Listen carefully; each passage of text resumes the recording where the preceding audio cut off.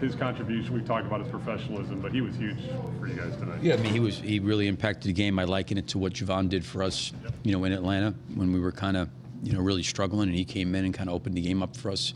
Certainly that was a game we had every opportunity to win. And I think the same thing could be said for Torrey tonight. We were kind of had a tough shooting night, and I think sometimes that bleeds into some energy sometimes. And I thought he came in and really, sparked us in a lot of ways and played really, really well. And it certainly was a big part of us, being able to find a way to win the game. Got to ask the age-old strategy question. I mean, Miles obviously hit a ridiculously tough three to force overtime. I felt like we should have fouled there, and I talked to Patrick about it after. It's hard because we did say that, if they caught it with their back to the basket, to go ahead and do it. He flared off and had his back to it, but Patrick was trailing the play, so he didn't quite get there on the catch. And then once he started dribbling, there was maybe an opportunity. But like Patrick said, I at that point, I just didn't want to foul, which I understood. But we talked about fouling. I think the other part to me was I was okay with the not fouling, and I've been on both sides of it. I've been on it where I've fouled and lost, and I've been on it where you don't foul and you lose. So I'm not so sure. I'm sure analytics says which is better, but the issue was he let him pivot around him. Instead of making him shoot the ball over him, he kind of stepped through and under him and gave him a little bit of a clearer path. But hopefully, for a guy like Patrick being in that situation, he can learn. But he did a really good job of once he started dribbling the ball, that's when it gets tough, because a lot of times when guys see you going to reach, they're smart enough just to start rising up as you reach. So he moved his feet, kept him in front, and it was just the end there. I thought he was able to step through. Philly, with same guy I asked you about before the game with Kobe, not a very good shooting night, but at the same time, big baskets. I think 1:02 left. He hit that bank shot, and then first basket in the overtime, the assist to Vooch in the overtime to give you guys a little lead. What does it say that he understands that there's other ways to impact the game? Because there's been guys that you've been coaching the last couple of years that if the shooting isn't going well, they kind of just fade away.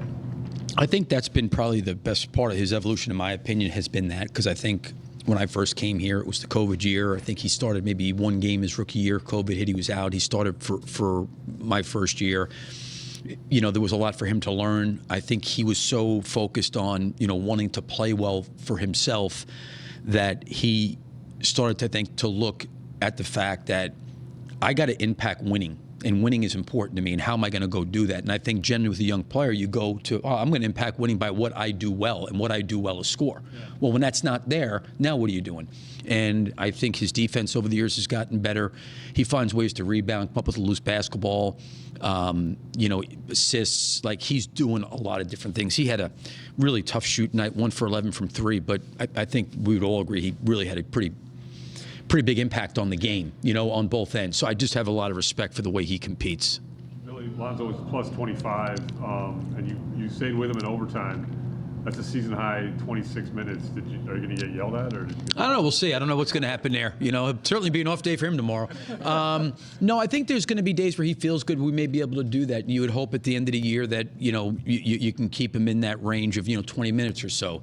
There's been some games this year he hasn't played that as many as 20 minutes. This is a game where he played over, was overtime, and that's going to happen sometimes. I obviously checked in with him, and he was fine. And I think he knows his body well enough that if there was a problem, he would say to me, I can't go. I give Torrey credit as a veteran guy. He came to me and said, listen, you got to take me out. When he kind of, they get knee in the calf, he came out of the game at the end. I think Lonzo was fine.